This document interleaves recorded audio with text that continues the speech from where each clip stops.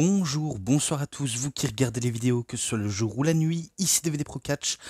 Alors, oui, on y est, on est déjà au dernier coffret et un DVD, auquel, bien sûr, je vais poursuivre aujourd'hui. Donc là, je vous le garantis, c'est quasiment le tout dernier auquel, auquel je vais exactement parler, parce que par la suite, je crois qu'il faudra attendre... peut-être pas mal de mois, voire une année peut-être, pour, pour le changement. Pour l'instant, je ne sais pas encore, mais on va y venir. Tout d'abord, bien sûr, avant qu'on commence sur un sujet auquel je vais parler, il va y avoir du petit changement auquel je vais faire maintenant. Vous voyez la petite couette de One Piece avec Luffy et son équipage auquel... ah ben merde, il y a ça auquel je voulais montrer. Eh ben, je vais changer de petite couverture pour la présentation de ma vidéo. Et auquel, ben, si vous avez vu, vous voyez, c'est celui auquel je vais mettre actuellement. Donc je vais couper et on va poursuivre tout de suite. Donc voilà, j'ai mis la petite couverture de, vous avez deviné, de l'Akatsuki avec les petits nuages blancs et surtout du rouge. Donc bien sûr, j'adore One Piece, mais vu comment je trouvais qu'elle était un peu trop courte et pas assez large pour la présentation de vidéo, je me suis dit je vais utiliser de quelque chose un peu plus espacieux, si vous voulez mon avis. Donc voilà, au moins ce qui est, on va dire, plus présentable pour moi peut être fait, même si c'est pas ça qui fait son importance, mais j'avais décidé de le faire. Donc un coffret et une pochette auxquels on va parler exactement aujourd'hui. Ben, c'est le tout dernier auquel vous avez deviné de qui il s'agit, si bien sûr vous avez vu la miniature de la vidéo, et que vous l'attendez sûrement avec impatience ou pas du tout. Mais bon, je vais vous le montrer.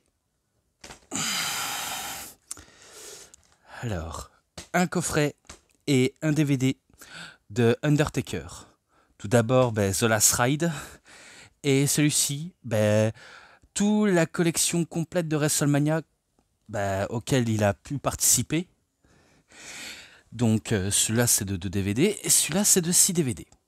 Alors tout d'abord il faut savoir que celui-ci, je sais qu'au départ, au tout départ, ben, c'était un coffret.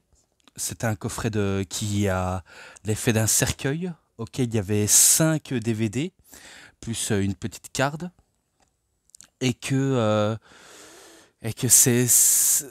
en fait, vis-à-vis de moi, j'avais complètement incendié la personne auquel il faisait tout pour m'aider et de me faire comprendre, mais auquel maintenant, je me suis enfin rendu compte qu'il existe, parce que j'étais même pas au courant de son existence, qu'il existait en 6 DVD, parce qu'au départ, c'était 5 DVD dans un coffret qui faisait l'effet d'un cercueil et auquel, ben, forcément, cette vidéo, j'espère qu'il va le voir et qu'il va l'entendre. Je dédicace évidemment WW Réseau. Donc, c'est lui qui m'avait proposé cette idée pour le commencement, auquel j'avais complètement retardé l'échéance parce que je voulais tout simplement consacrer les autres et garder le plus lourd pour... Hop, excusez-moi, j'ai fait tomber ma bouteille d'eau. Ouais, je disais, je voulais garder spécialement en dernier pour en faire le dernier auquel je pourrais en parler. Donc voilà, j'espère que tu es content et que tu as pu voir en entier toute la vidéo, si tu le regardes bien sûr. Donc voilà tout. Donc pour ça, je vais m'attaquer vers celui-ci, parce que celui de 2 DVD, Last Ride, donc est un pochette de 2 DVD auquel c'est uniquement des documentaires. Et auquel, si je me trompe pas, c'est de épisode 1 jusqu'à 5. Et il y avait bien sûr le 2, le 3 et le 4. Mais bien, vous avez compris, c'est de 1 à 5. Et auquel il y a vraiment des choses à dire sur le coffret du Taker. Alors, il est uniquement en anglais, il n'existe pas de version française. Et il dure 5h30, donc 5h30. Et l'autre, donc celui-ci, il est également en anglais et il dure que 13h40. Donc, ça en fait des DVD du Taker à regarder. Donc, je vous montre bien sûr les CD de celui-ci. Et la notice auquel je l'ai fait moi-même. Voilà.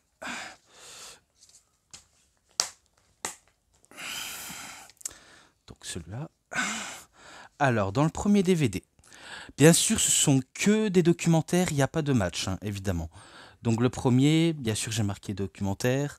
Ça parle de The Last Ride. Ensuite, The Character of the Streak. Il faut aussi savoir que dans ce reportage, on n'en parle pas du tout, mais vraiment, on ne parle vraiment pas du tout quasiment de l'enfance du Taker et de son parcours dans le catch professionnel. Et du coup, ben, je me suis dit, ça, c'est un tout petit poil décevant qui n'en parle pas bien de sa vie avant d'être catcheur, de son enfance jusqu'à l'âge adulte, et que peut-être qu'il aurait pu nous en dire un petit peu plus. Bon, après, s'il le veut pas, c'est que il préfère aller tout droit à l'essentiel sur sa carrière de catcheur à la place de parler de sa vie privée, quoi. Même il va l'expliquer de sa vie actuelle dans ce reportage, évidemment, et que pour moi, c'est un peu mieux que rien. Donc voilà, je tenais à vous le dire, c'est quand même mieux que rien. Et même si je pourrais vous en dire sur sa carrière avant d'être catcheur, tout ce que je sais, ben, il faisait du basketball au lycée et que je crois qu'il voulait essayer d'être catcheur, mais que cette personne auquel il a été entraîné était un escroqueur, un mauvais prof, et auquel ben, il demandait un peu plus d'argent et que le taker, ben, qui s'appelait pas encore le taker, parce qu'il faut savoir dans ce reportage également, là ce n'est pas l'Undertaker auquel il nous parle, à nous les téléspectateurs, ou les viewers sur le WWE Network, mais bel et bien Mark Calloway, donc de son vrai nom. Donc c'est Mark Calloway qui nous parle et pas le Taker. Ce n'est pas le personnage, c'est l'homme qu'on a en face de nous. Et que bah justement, bah, vu comment il n'était pas, on va dire, bien appris, et que il était, on va dire, bah, un peu, on va dire, pris pour un pigeon de service, eh bien, ça l'a pas empêché de faire carrière à la WWE. Tout d'abord, on sait qu'il a commencé dans d'autres circuits, notamment au Texas, dans la fédération d'Evon Eric, un petit peu du côté de la New Japan, et aussi un passage à la WCW, auquel bah, ils ont eu tort de le virer en disant qu'il n'avait pas le niveau, qu'il ne sera jamais un main eventer. Eh bien là, c'est sûr, il les a montrés qu'ils avaient tort de le sous-estimer. Et là, je parle de ma façon à moi de parler, parce que dans le reportage, il n'est pas dit du tout, hein. Clairement pas du tout. Et que forcément, il s'est tourné vers la concurrence, la WWE, et justement, la WWE, qui était la WWF, bah, a décidé bah, de faire de lui une méga star au début, parce que ça va être expliqué dans l'extrait. D'ailleurs, peut-être que je pourrais parler de l'extrait, mais je sais qu'ils en parlent. D'ailleurs, où c'est d'ailleurs? Ah merde, j'aurais dû marquer en bonus. Ouais, ouais, ouais, je l'ai marqué. C'est pas grave. De toute façon, il faut que j'aille droit au but, de toute manière. Auquel, bien sûr, au début, on espérait que le Taker allait débuter sur une gimmick de mi-homme, mi-dinde, dans un œuf auquel c'était ça la surprise. Ou encore une autre gimmick auquel on l'a failli lui donner, c'est celui d'un mec qui chante sur la douche et qui sort de la douche en chantant. Parce que quand on peut donner un truc assez improbable d'un talent caché, forcément un patron aussi insistant et aussi pertinent tel que Vince McMahon, ben, il est capable que ce projet aille voir le jour, quitte à échouer ou à flopper. Mais heureusement, ça ne s'est pas passé pour ben, de tout cela, vu comment on allait l'appeler l'Undertaker. Et voilà comment la légende est mise en marche, vu comment on sait que avant d'être à la WWE, il a commencé dans les années 80, notamment en 1984, et que à cette période auquel il tournait le reportage, ben, il avait déjà une trentaine d'années de carrière derrière lui, hein. Ce n'est pas, on va dire, du pipeau, mais au moins je vous le dis de tout de même de bon cœur. Et que, euh, et que après, ben, il va faire une phase de domination jusqu'à la nouvelle génération, à l'Attitude Era, à la Ruthless Aggression Era, à la PG Era, ce que vous voulez, donc Character of Streak, auquel ben, la streak a duré plus d'une décennie, à mieux se développer jusqu'à trouver quelqu'un auquel il pourrait le battre. Et ça, on sait de qui c'est. À Los Confidence, Locker Room Leader, donc le leader des vestiaires, bien sûr, c'était lui depuis des années.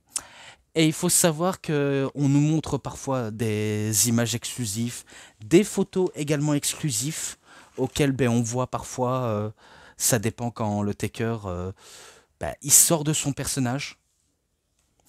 Pas en public parce que quand il était en mode Deadman, c'est rare quand il sortait ben, de son personnage. Mais c'était quand même un des rares personnes à rester dans son personnage un peu jusqu'au bout. Bon, après, il y a la fin de carrière, mais au moins, il a fait au moment où il était en fin de carrière. Donc, honnêtement, c'est pour moi assez respectable.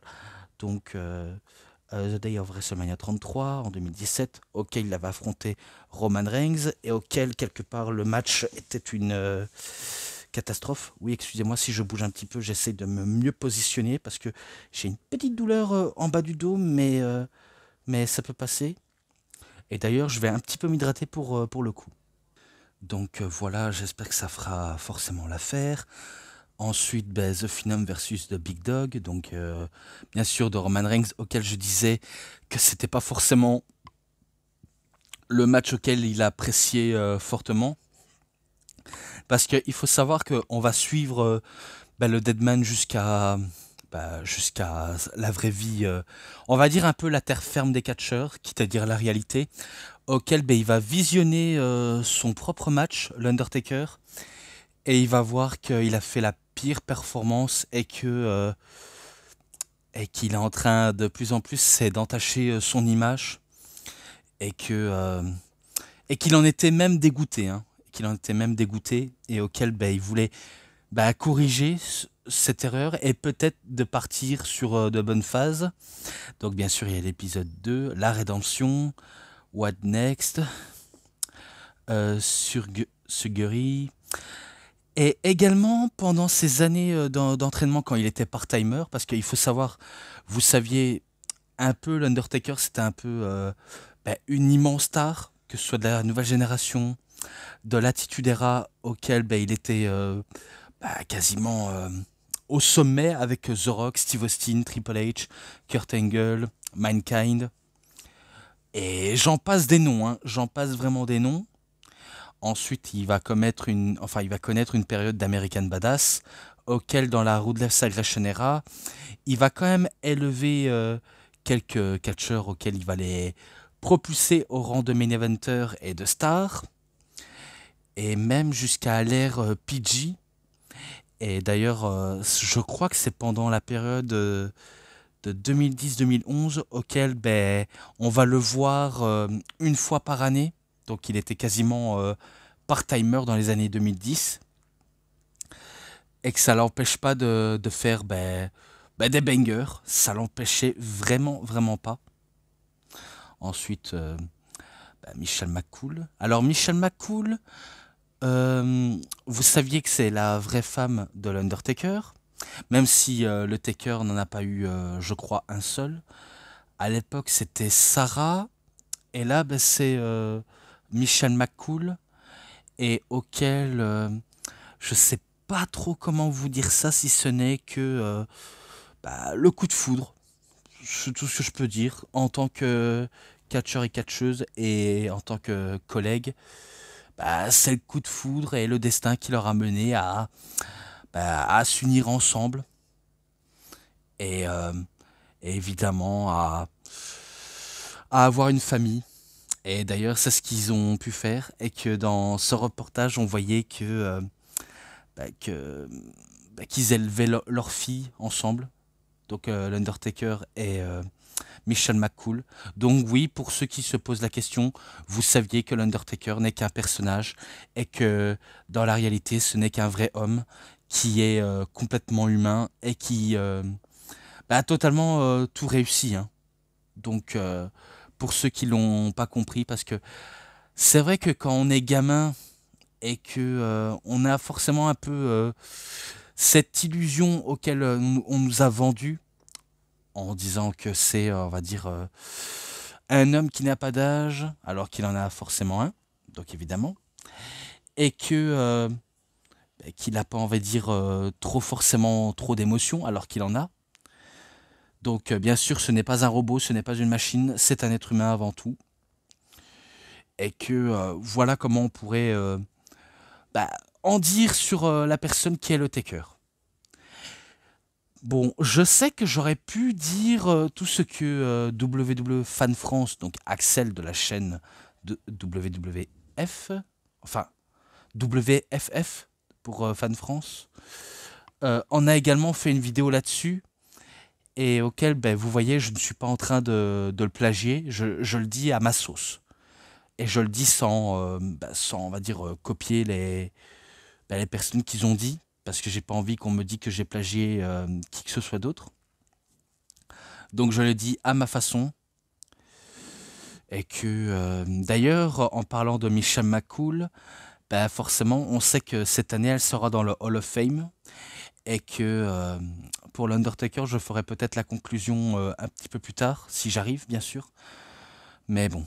Donc on parle ça à Michelle McCool, Undertaker et Vince McMahon. Alors vous saviez que les deux, certes, ils ont forcément un truc en commun, et auquel ils sont, on va dire, de réels amis. Non seulement ils sont, on va dire que collègues et patrons, donc le collègue c'est Undertaker, le patron c'est Vince, mais que forcément, dans la vraie vie, ils sont amis et ils se font confiance mutuellement. Et d'ailleurs, c'est vrai qu'ils ont une vraie amitié, que ce soit à l'écran dans ce reportage et dans la vraie vie. Parce qu'il faut savoir que à l'écran, on ne peut pas savoir que ce sont des amis. Alors que dans la vraie vie, ce sont de très très bons amis. Donc il n'y a aucun de doute là-dessus. Bon, après, c'est pas cette période auquel McMahon est accusé de tout, hein. C'était pas cette période-là, ça arrivera dans les années 2023 et 2024. Bon, après, même à l'époque, il se faisait attaquer de tous les côtés, hein, que ce soit dans les années 2010, 2000, 90, 80, bref, vous connaissez le délire avec le personnage. Mais bon, tout ce qu'on sait, c'est qu'ils étaient amis. Ensuite, Ascension au futur. Donc voilà, se poser des questions à l'avenir. Back in the New Orleans. Alors, il était de retour à la Nouvelle-Orléans, auquel il allait affronter John Cena, qui lui l'avait défié. Et j'aime bien la plupart des personnes, ils interviennent dans ce reportage pour en dire du bien de l'Undertaker. Et également, il faut savoir, c'est que dans ce reportage, eh bien, ils ont fait spécialement un ring pour lui, pour s'entraîner. Pas chez lui, mais dans un endroit, je crois que c'était de fabrication de jouets, un entrepôt, on va dire un petit entrepôt désinfecté, auquel voilà comment il s'entraîne. D'ailleurs, pas tout seul, parce qu'il y avait aussi son coach et sa femme. Et parfois, sa fille venait pour jeter un coup d'œil et peut-être tester. Et d'ailleurs, c'est marrant, c'est que dernièrement, récemment, sa fille n'est pas encore intéressée par le catch, donc la fille du Taker et de Michel. car elle, elle était intéressée par la boxe. Donc qu'elle pourrait peut-être pas suivre le destin que son père et sa mère ont pu faire. Après, jamais dire jamais, faut le jamais dire. Mais bon, c'est le choix de tout être humain de toute façon. Et que voilà. Et dans ce reportage, j'avais même remarqué que Primo s'entraînait avec l'Undertaker. Donc bien sûr pour un petit match d'exhibition et pour les entraînements des plus basiques. Et d'ailleurs pour ceux qui ne le croient pas, regardez cette image, vous allez voir que le ring, vous allez bien remarquer que c'est bien du fer et du plancher. Et après, bien sûr, on va ajouter des petites housses qui ne protègent en rien. Et la fameuse bâche auquel ben, on fait ça pour un peu déguiser le ring. Et avec les jupes du ring également. Pour vous montrer à quel point le ring ce n'est pas un trampoline et que forcément c'est pas on va dire très rebondissant et que quand on chute dedans ça fait pas bobo. Au contraire, un ring carré auquel on ajoute des planches et qu'on les visse sur du métal, c'est je crois que c'est extrêmement douloureux. Pourtant, je sais que j'avais déjà posé des questions à des catcheurs belges ou français auxquels j'avais posé la question. J'ai eu le privilège de poser des questions. Eh bien, on me disait que de comme ça a l'air de rien, mais en vrai, on se nique un peu le dos. Voilà, je ne peux pas vous en dire plus si ce n'est que je vous dis ce que on me dit. Et d'ailleurs, bien sûr, j'ai pu toucher un ring de ma vie, évidemment. J'ai pu toucher un ring et chuter dedans. J'ai pas chuté dedans, mais je comprends la douleur de certains. Donc voilà comment je pourrais en dire là-dessus. Donc bien sûr, le jour J, il affronte forcément John Cena à WrestleMania 34, évidemment. The Dream Match. Ensuite, épisode 3, Pelping Empire, Catching for the Bug, enfin, Bug Against, quoi. The Garden, donc au Madison Square Garden, auquel il va faire. Il avait fait quand même quelques matchs dans un house show, notamment au Garden, et des apparitions à Raw ou à SmackDown entre les années 2017-2018 jusqu'à 2019, et etc. End of the Era, donc leur confrontation avec Triple H, qui aura lieu en Australie, donc qui s'intitule Super Showdown, auquel, avec le recul, il n'était pas si horrible que ça, même s'il n'est pas transcendant de WrestleMania 17, 27 et 28. Donc il n'était pas si transcendant que ça, mais, mais qui n'était pas forcément mauvais pour le coup. Donc voilà comment je pourrais en dire. Donc Undertaker contre Triple H, The Last Time Ever, et auquel c'est Triple H qui avait complètement battu l'Undertaker.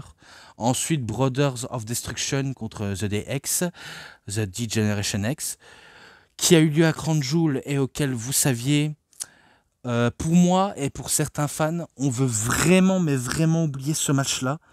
On veut vraiment oublier qu'il existe.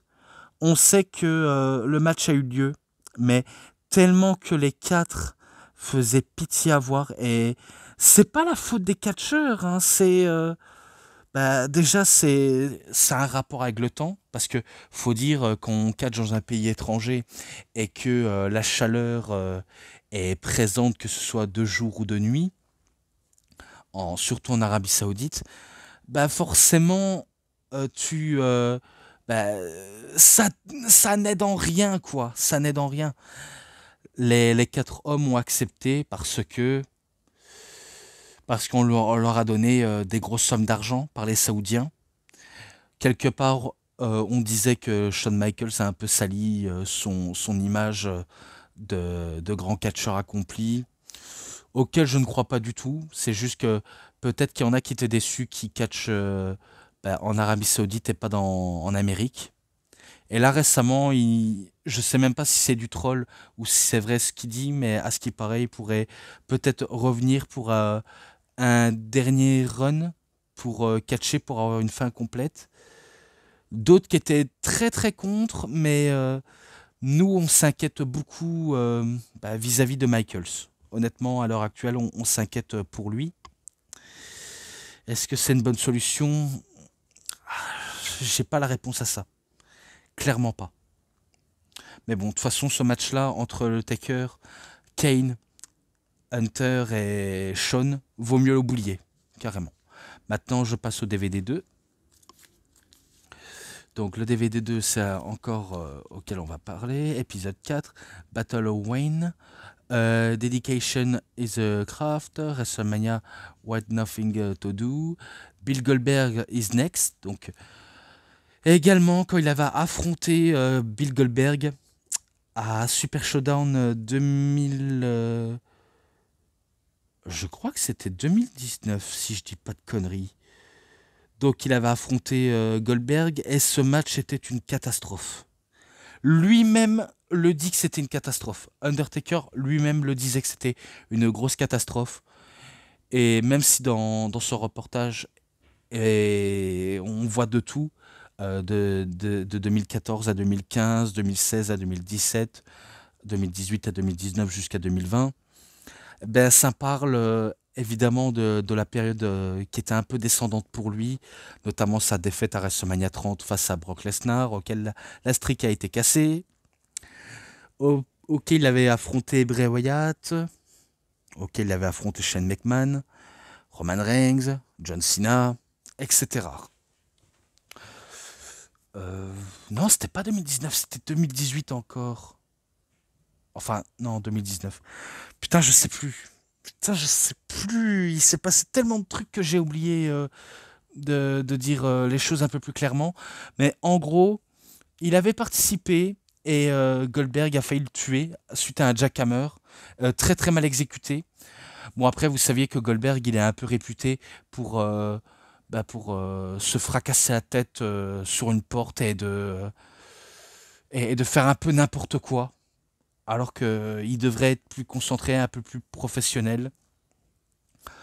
Et à ce qui paraît, les deux s'étaient engueulés suite à ce, on va dire, petit incident de leur match. Et c'est pour ça qu'à l'avenir, les deux ne vont plus s'affronter suite à ça. Voilà tout. And nothing disparate man. A father time is under faded. Alors je crois que là, il parle de son père, l'Undertaker. Vu comment il parle très peu de sa famille, mais là il a décidé de parler de son père et auquel il était parti très très vieux, je crois. Ouais, donc ça a un petit peu foutu une clim à la famille et surtout à l'Undertaker, évidemment. Ensuite, Extreme Rules, ça c'est quand il décide de faire équipe avec Roman Reigns contre Drew McIntyre et contre Shane McMahon. D'ailleurs, il y a une récente mise à jour aussi à propos de Shane McMahon. À ce qui paraît, Tony Khan et la WWE ont décidé de refuser l'offre de Shane McMahon et que on sait pas, on sait pas à quoi il joue, mais ça sent un peu, ça sent un peu le sapin de tout ça. Je sais pas comment vous le dire. Mais bon, de toute façon, on s'en fout un petit peu. C'est tout ce que je peux dire. Mais voilà. Ensuite, épisode 5, là c'est le dernier chapitre. Performing the conclusion. Donc là, il veut conclure directement. Surtout en quittant le monde du catch tout en étant encore en très bonne santé. Même si on sait qu'il n'était pas, on va dire, trop forcément en bon état. March Towards WrestleMania. Je sais plus ce que j'ai marqué, mais en tout cas, c'était pas très propre que j'ai. Undertaker. Or Mark Calloway. Donc oui, on sait que Mark Calloway, c'est évidemment lui, mais moi j'ai marqué Mark William Calloway de son nom complet. Donc bien sûr, dans ce reportage, comme je t'ai dit, là, on a un Undertaker sur le ring, mais dans la vraie vie, c'est Mark Calloway, tout simplement. Et auquel, il faut, on va dire, un peu se distancer du catcheur ou de l'homme. C'est comme on peut le sentir. Voilà tout. À Dramatic Shirts, là, je pense que ça parle de la disparition de son frère et que c'est un peu une deuxième tragédie qui vient d'arriver pour lui et auquel c'est vrai que ça fait un peu partie de la vie, mais on ne sait pas tout contrôler les choses, malheureusement. Donc c'est un peu regrettable. Ensuite, The Boneyard Match. Donc là, il nous montre les coulisses de comment a été monté le Boneyard Match. Si je ne dis pas de conneries, c'était euh, un genre d'entrepôt un peu abandonné et qu'ils ont dû ajouter des genres de cimetières, de la terre déjà déterrée et qu'il y a eu pendant ce match-là, qui n'en était pas un, des effets spéciaux, des effets de flammes, de lumière et de suspense. Bref, ça fonctionnait comme si c'était du cinéma, vu comment on sentait le côté créatif, même en plein Covid, parce qu'il faut savoir qu'au début, c'était un match dans un ring, mais sauf que vu comment la pandémie a frappé le monde, ça a foutu un petit peu les plans en l'air et qu'ils ont dû modifier le truc. Et si c'était pour ça qu'ils voulaient conclure justement son histoire avec la WWE, il y a de quoi, et ça pourrait peut-être faire l'affaire. Allez, on va dire ça sans être mauvaise bouche. Ensuite, accept partance, an incredible career, enfin Journey, pardonnez-moi. Donc là, ça parle de son parcours très mémorable et auquel maintenant c'est un homme comblé, auquel il en a terminé avec le catch et que maintenant c'est une légende. Et d'ailleurs, on va passer au bonus. Takes from the Dead Man, Play Eggman, Exiting Carden, and the World Fighting for the Getting Direction. Alors, je vais un petit peu couper, après on va poursuivre, ok? Donc voilà, je repoursuis, je vais directement à l'essentiel. The Flying from Hell, Yokozuna, Airs on Fire, The Wrestle Court, The Undertaker, The Last Ride Thriller. Alors, il faut savoir, c'est que là, ça parle de tout et de rien. Je vous ai parlé des débuts auxquels l'Undertaker était créé pendant que j'étais en train de parler de cela. Et que ça parle d'une amitié avec sa bande qu'ils appelaient le BSK, Bond Street Crew.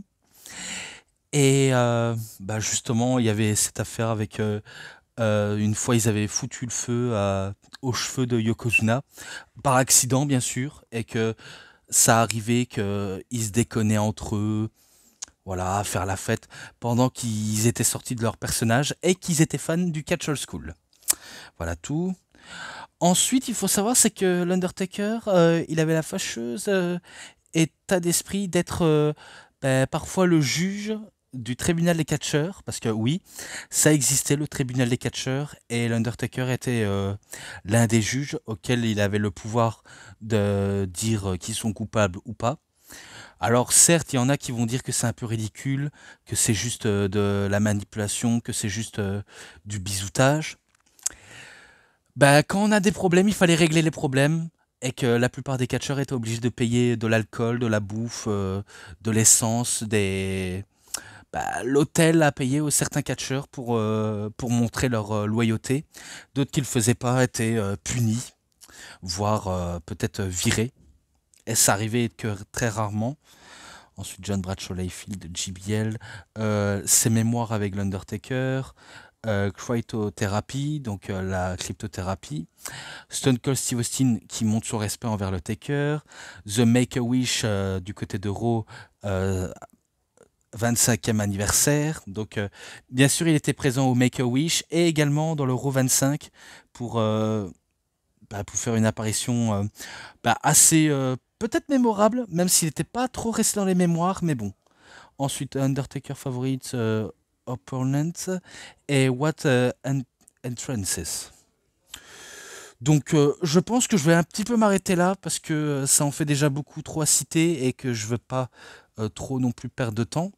Mais au moins j'ai suscité tout ce qu'il y avait dans le Last Ride. même si j'ai pas trop été à l'essentiel de ce que je pouvais dire, mais après, de épisode 1 à épisode 5, c'est un peu beaucoup là. Donc voilà. Donc maintenant, on s'attaque au coffret. Et là, c'est les matchs. Là, c'est quasiment les matchs, parce que dans le reportage, il n'y a pas de match. Donc voilà, je vous le montre, les DVD.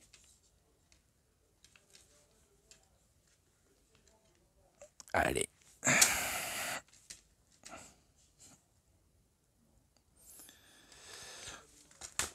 Alors, si je peux donner un peu mon avis là-dessus, il faut savoir que à WrestleMania, c'est, si je dis pas de bêtises, 2015, 22, 2016, 23, 25 victoires à 2 défaites. Donc à l'époque c'était 21-0 jusqu'à 1 quand Brock l'a battu. Mais là, on peut dire les décomptes, c'est de 25 à 0, à 2. Donc il a eu que 2 défaites à WrestleMania et 25 victoires, ce qui est déjà quand même pas mal. Les matchs, je vais vous le dire de toute honnêteté, je vais pas trop m'éterniser dessus, je vais dire qui a gagné, qui a perdu. Enfin, même si je suis pas obligé de le dire, mais bon, je vais dire les chiffres pour qu'on soit bien d'accord. Alors, vous saviez, l'Undertaker, il a commencé dans les années 80 et en 84. Il n'était pas là pendant l'édition du premier WrestleMania parce qu'il était justement en plein apprentissage. Donc il n'était pas là au premier, ni au deuxième, ni au troisième, ni au quatrième, ni au cinquième, ni au sixième. Donc 85, 86, 87, 88 et 89. Même si c'est c'est dans les années 90 auquel il va apparaître, mais qu'il n'était pas encore à WrestleMania. Donc bien sûr, en 1991, donc à WrestleMania 7, il affronte et il bat Jimmy Snuka. Et auquel je lui ai mis un 2,5, mais j'ai décidé de lui mettre un 3,10. Et du coup, c'est un 1-0. Ensuite, à WrestleMania 8, il affronte et il bat Jake the Snake Roberts. Je lui avais mis un 2,40, mais j'ai décidé de le mettre à un 3,5. Et là, c'est de 2-0. Ensuite, il affronte The Giant Gonzalez lors de WrestleMania 9 en 1993. Donc on est en 91, 92, et là c'est 93. Et c'est la première fois que l'Undertaker perd par disqualification et que c'était pas le meilleur match de la carrière du Taker honnêtement. Donc c'est 2,20 et que c'est 3-0. Ensuite, à WrestleMania 10, il n'était pas présent parce qu'il était question de blessure. Et je crois que c'était Mabel qui l'avait blessé par accident. Et que c'est pour ça qu'il a dû porter un masque de fantôme de l'opéra. Et d'ailleurs, il dira dans une anecdote auquel il préférait de s'associer à Mabel que l'affronter. Parce qu'il faut savoir, c'est que Mabel, enfin, Viscera, Big Daddy V, est un peu dangereux à catcher contre lui. Donc du coup, pour sa sécurité, il a décidé de faire équipe avec lui jusqu'à ce que, à un moment donné, ils ont décidé de s'affronter, mais dans les conditions les plus tranquilles possibles. Je pense notamment à un match qu'ils ont eu dans les années 2008, je crois. Mais bon, ça c'est une autre histoire. Donc il n'était pas là à WrestleMania 10 en 94. En 95, eh bien, pour WrestleMania 11, il a affronté The King Kong Bundy et il a battu King Kong Bundy. Je lui avais mis un 2,50, mais j'ai décidé de le mettre à 3,20. Donc c'est de 4-0. Ensuite, à WrestleMania 12, en 1996, il affronte The Big Daddy Cool Diesel, ou tout court Diesel, mais on connaît bien sûr sous le nom de Kevin Nash. Il bat Kevin Nash. Je lui avais mis un 3,10, mais j'ai décidé de lui mettre un 3,20 et que c'est un 5-0. Donc voilà tout. Ensuite, à WrestleMania 13, donc en 1997, eh bien, il affronte un certain Sid Justice, Sid Vicious, ou alors Sid, bien sûr que vous connaissez sous le nom de Psycho Sid, enfin Psycho Sid, et que c'était pour le titre mondial qui était en jeu. Et il y avait l'application de Bret Hart qui arrivait aussi en plein match, mais bon, il avait rien à faire d'être là. Mais c'était pas, on va dire, le. Je disais que c'était pas le plus bon match que j'ai vu, mais avec le recul, je me dis, ouf, c'est pas le meilleur main event ever, mais il était bien sans être exceptionnel pour être honnête. Donc c'est 3,20 et c'est 6-0. Ensuite, Undertaker contre Kane, donc, qui s'est déroulé à WrestleMania 14 en année 1998. Et que c'est victoire du Taker et que je lui avais mis un 3,5, donc c'est 7-0. Ensuite, à WrestleMania 15, en 1999, il affronte The Big Boss Man dans un Hell in a Cell et auquel le match était pourri, clairement pourri, et auquel je lui ai mis un 2,90 ou 2,90. Et là, c'est de 8-0. Là, ensuite, il faut savoir, c'est que à WrestleMania 16 en 2000, il n'était pas présent parce qu'il était blessé et qu'il a dû se retirer et que c'est dommage qu'il s'était retrouvé blessé. Mais voilà, terriblement dommage, mais bon. Donc c'est pour ça qu'en 2001, eh bien, il affronte un certain Hunter Hearst Helmsley, donc HHH, Paul Levesque, qu'on connaît bien sûr sous le nom de Triple H. Donc c'est à WrestleMania 17 en 2001. Et qu'il bat Triple H. Et auquel c'était un excellent match et que je lui avais mis un 4,5 et que c'est de 9-0. Ensuite, en 2002, c'est à WrestleMania 18 et auquel il affronte The Nature Boy Ric Flair et que c'est un excellent match, même si à l'époque Ric Flair il doutait encore de ses capacités, mais je lui ai mis un 4,20 et que c'est un 10-0. Ensuite, en 2003, il affronte non pas un, mais deux adversaires. Donc le premier, c'est Paul White, anciennement le géant, mais qu'on connaît sous le nom du Big Show. Et un qu'on l'appelait le Prince Albert, Albert tout court, le géant Bernard, Matt Bloom, A-Train. Mais bon, on connaît aussi dans les années 2010 sous le nom de The Lord Tensai. Alors au début, il devait faire équipe avec Nathan Jones, mais ça a été très vite rejeté l'idée. Auquel je lui ai mis un 3,40 et que c'est un 11-0. Ensuite, en 2004, donc à WrestleMania 20, eh bien, il affronte une nouvelle fois Kane et je lui ai mis encore un 3,5 et c'est encore victoire du Taker, donc c'est 12-0. En 2005, donc à WrestleMania 21, il affronte Randy Orton, donc Randy Orton, celui qui se faisait appeler The Legend Killer avant de se faire appeler la Vipère, mais bon, vous saviez qui c'est. Eh bien, c'est de 3,50 et que c'est victoire de l'Undertaker. Voilà tout. Ensuite, WrestleMania 22, donc en 2006, auquel il affronte Mark Henry dans un match de casquette, donc un match de cercueil, et que c'est un 3,10 et que c'est de 14-0. Ensuite, à WrestleMania 23, donc en 2007, il affronte Batista, ou Dave Batista, auquel c'était un excellent match, et que je ne comprends pas pourquoi j'ai pas mis une note très élevée. Je ne comprends pas, mais bon, c'est ma faute avant tout. Eh bien, je lui ai mis un 4, et c'est de 15-0. Ensuite, en 2008, à WrestleMania 24, il affronte celui qu'on connaît maintenant sous le nom de Cope ou Adam Copeland. Vous saviez de qui il s'agit. C'est bien sûr Edge, auquel c'était dans le main event de WrestleMania et qu'il a remporté le titre du monde poids lourd et que c'est un 4,20. Donc c'est de 16-0. Ensuite, il a affronté Mr. WrestleMania, The Icon, de Main Event, de Headliners. Vous savez de qui il s'agit? The Heartbreak Kid, HBK, Shawn Michaels à WrestleMania 25 en 2009. Et auquel ce match-là, très très très excellent. Je n'ai rien d'autre à dire.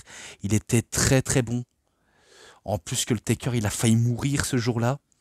Mais ça l'a pas empêché de faire un excellent match. Et que c'est de 5,10 et que c'est 17-0.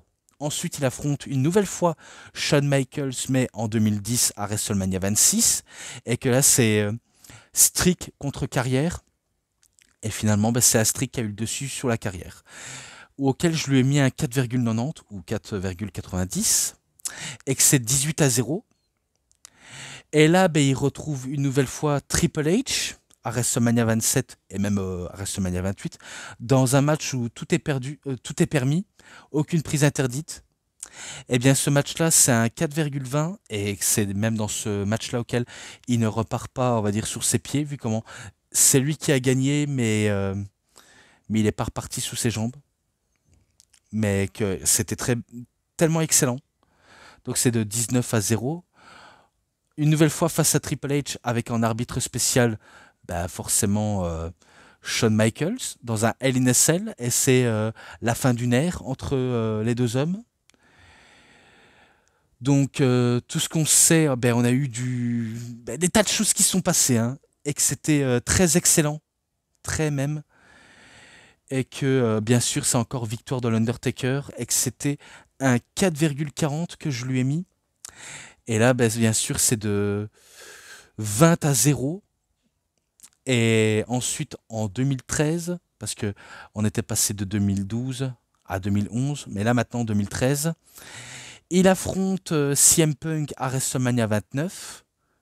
Et il était pas mauvais, même s'il n'est pas, on va dire, le plus mémorable de tous, mais il était pas mauvais, malgré leurs différences qu'ils ont eues entre les deux.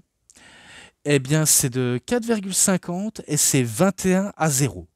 Ensuite, vous connaissez le match de WrestleMania 30 en 2014 qui a eu lieu il y a plus de dizaines d'années en arrière. Vous savez que à cette période, Undertaker avait chopé une commotion cérébrale et auquel il n'a pas su faire tout ce qui était son nécessaire pour faire des bonnes choses. Et d'ailleurs, ça a conduit à sa première défaite. Oui, quasiment sa première défaite. Et que voilà, c'est 3,5. Alors avant, je lui avais mis 3,10, mais là, c'est un 3,5. Et que c'est victoire de Brock Lesnar. Et là, c'était de 21-1. Pour être honnête, oui, je le dis, je le redis, sous le papier, il y avait de quoi de faire un très gros match qui sentait le main event nauséabond et que il était fort possible que ce serait un très bon match. C'était décevant parce qu'il y a eu la commotion cérébrale et que de point de vue historique, je dis bien historique, il marque les gens. Il marque les gens et même si c'était pas la bonne performance qu'il avait fait, il est acceptable. Voilà, je le dis parce qu'on comprenait pas pourquoi je faisais ça alors que c'était pourtant logique. Mais maintenant, vous l'avez eu, ma façon de logique. Donc voilà tout. Ensuite, en 2015, donc à WrestleMania 31, il affronte le regretté Wyndham Rotunda, donc Bray Wyatt, et qu'il bat Bray Wyatt, et c'est un 3,40, donc c'est de 22-1. Ensuite, en 2016, il affronte Shane McMahon à WrestleMania 32 dans un Hell in a Cell match, et c'est là auquel Shane McMahon va faire une très grosse chute du haut de la cage, et que c'est de 23-1, et que c'est un 3,40 pour ce match-là. Donc voilà tout. Ensuite, en 2017, donc à WrestleMania 33, il affronte Roman Reigns, et auquel c'est là où il dit qu'il fait sa pire performance ever. et que il perd le match contre Roman Reigns et qu'à l'époque, Roman Reigns à cette époque était le babyface auquel on nous forçait, même si je l'aimais bien, mais on nous forçait avec lui. Et du coup, les fans n'étaient pas ravis du tout. Et vous avez compris, de toute façon, c'est Roman Reigns qui bat Undertaker et c'est de 23-2. Donc victoire de Roman et que c'est 3,20. Et là, on était persuadé que ce serait la fin de son run, mais il voulait encore apparaître. Donc cette fois-ci, ça reste WrestleMania 34, donc en 2018, auquel il affronte John Cena et auquel il va squasher John Cena et que c'est un 3,20. Donc encore également un 3,20. Et là, pour le coup, dans un Boneyard match, donc en 2020, parce que je ne vous l'ai peut-être pas dit, mais il faut savoir qu'en 2019, à WrestleMania 35, il était présent à WrestleMania 35, mais il n'a pas participé à ce show. Il était là en tant que légende, en tant que fan, voilà, on va dire ça comme ça. Il voulait profiter en famille pour voir WrestleMania 35 sans lui. Et voilà tout. Mais à WrestleMania 20, ça c'est le WrestleMania du Covid, il s'est passé tellement de choses. Eh bien, c'est là auquel on se demandait est-ce que c'est l'Undertaker qui va affronter AJ Styles ou plutôt Mark Calloway. Et là, finalement, on avait l'impression que c'était The American Badass mélangé à Mark Calloway et à Undertaker contre AJ Styles qui était accompagné par DOC, donc Gallows et Anderson. Et c'était à cette période auquel Luke Gallows et Carl Anderson étaient virés jusqu'à après être revenus en 2022 et en 2025 être virés. Donc forcément, les pauvres, ils ont clairement pas de chance, honnêtement. Donc c'est un peu dommage pour eux. Pardonnez-moi. Bah, c'était pas, on va dire, un match comme tous les autres, parce qu'il faut dire, ce match-là, il est très spécial. Vraiment très spécial. Et que c'est un Boneyard match, vous le saviez. Et pourtant, malgré qu'il était seul à 3 contre... il était tout seul à 3 contre 1, quoi. Il battait DOC, les druides qui accompagnaient DOC, et surtout AJ Styles. Et on peut remarquer dans ce match-là, il s'était réellement coupé au niveau du bras. Et heureusement que dans ce match-là, heureusement qu'on peut cutter à tout moment et qu'on peut pas forcément soigner une blessure. Parce que si c'était en direct, on verrait que tout était préparé à l'avance et que ce serait potentiellement faux. Mais là, heureusement qu'ils ont su cutter au bon moment avant de poursuivre. Et que ça, c'était minimum un peu acceptable. C'est tout ce que je peux en dire de plus. Et que, vous avez compris, forcément, il bat AJ Styles et il enterre son adversaire. Et il veut conclure ce match-là sur une bonne note, on va dire ça comme ça. Alors pour le coup, je vais être gentil, ce match-là, je lui mets un 4,60 parce que je trouvais que la réalisation était très très bien faite et que AJ Styles est talentueux. Undertaker, certes, il était en fin de carrière, mais il était toujours aussi bon, malgré qu'il était sur une pente descendante. Et c'est là auquel WrestleMania du Covid, c'était en 2020, c'était le 36. Au 37, il n'était pas là, donc en 2021. 2022, il était à WrestleMania 38, mais pour être intronisé au Hall of Fame pleinement mérité. À WrestleMania 39, en 2023, il n'était pas présent.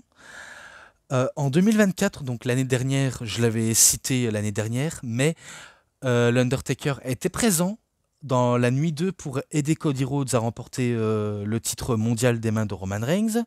Ça n'avait peut-être aucun sens, mais on s'est bien régalé et que c'était pas mal à WrestleMania 40. On va pas se le cacher. Et aujourd'hui, concernant l'Undertaker, vous saviez maintenant, il est plus là pour donner des conseils aux jeunes et à être un co-animateur de son Last Man, enfin son Dead Man Show là, et pour aider les jeunes talents à Legend, Future, Greatest, je crois. Je crois que c'est une émission un peu comme un temps off pour élever des jeunes talents. Mais ouais, aujourd'hui on peut dire que malgré qu'il n'est plus catcheur, ben, il fait ce qu'il veut, il profite de sa vie pleinement. Il passe du temps avec sa famille, comme il passe du temps avec ses collègues de la WWE. Donc, que dire de négatif sur lui? Ben, pour moi, pas du tout. Avec le recul, je peux dire du positif de lui et que à tout jamais, Undertaker, ben, il a le respect de tous les fans de catch. Et pour ça, ben, on peut lui dire merci pour tout. Clairement. Merci pour tout, Mark Calloway, merci pour tout, Undertaker. Tu nous dois bien ça. Donc pour tout ça, je vais directement aller droit au but. Le documentaire, les bonus, les matchs et l'ensemble, je lui mets un 5,5. Pour tout ça, je lui mets un 5,5. Et que j'espère que ça en valait la peine. Et que je peux conclure là-dessus directement. Donc voilà tout. C'est tout pour cette vidéo de review. C'était DVD Pro Catch. J'espère que ça vous aura énormément bien plu. Et si vous avez aimé cette vidéo de review, vous savez ce qu'il vous reste à faire. Likez la vidéo, commentez, partagez, abonnez-vous à ma chaîne et cliquez sur la petite cloche pour avoir plus des notifications et des prochaines vidéos. Et moi, comme d'habitude, je vous dis bonne journée, bonne soirée à tous. Au revoir tout le monde pour une prochaine vidéo. A plus à tous les fans de catch. Allez, bye bye tout le monde.